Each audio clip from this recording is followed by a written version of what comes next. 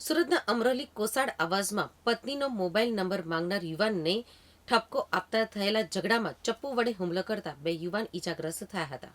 સુરતના અમરોલી કોસાડ આવાસમાં આજ રોજ બપોરના અરસામાં એચ બિલ્ડિંગ નજીક સાહિલ શેખ નામના યુવાને ઇઝરાયલ મુસ્તાક શેખ સાથે ઝઘડો થયો હતો. સાહિલની પત્ની પાસે ઇઝરાયલે મોબાઈલ નંબર માંગ્યો હતો. પતિએ ઇઝરાયલના હરકતની જાણ પતિ સાહિલને કરતા તેણે ઠપકો આપતા ઝપાઝપી પણ થઈ હતી અને ઉશ્કેરાયેલા સાહિલે ચપ્પુ વડે ઇઝરાયલ ઉપર હુમલો કરી પેટ અને છાતીના ભાગે બે ઘા માર્યા હતા, જેથી ઇઝરાયલને બચાવવા અલી નામનો યુવાન વચ્ચે પડ્યો હતો, પરંતુ સાહિલે તેની ઉપર પણ ચપ્પુ વડે હુમલો કરી પેટમાં એક ઘા માર્યો હતો, જેમાં અલીને સામાન્ય ઈજા થતાં તેને સારવાર માટે ખાનગી હોસ્પિટલમાં દાખલ કરવામાં આવ્યો છે. આ ઘટનાની જાણ થતાં જ અમરોલી પોલીસ દોડી ગઈ હતી. પોલીસે સાહિલ શેખ વિરુદ્ધ હત્યાનો ગુનો નોંધી તપાસ હાથ ધરી હતી. શું ઘટના થઈ હતી?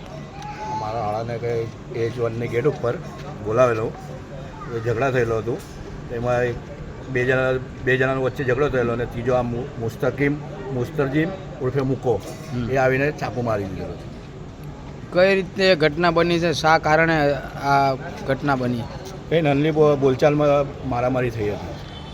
મારનાર વ્યક્તિનું આપને નામ? મુસ્તજીમ ઉર્ફે મુકો. કેટલા જણ હતા મારવામાં? 3 જણા હતા.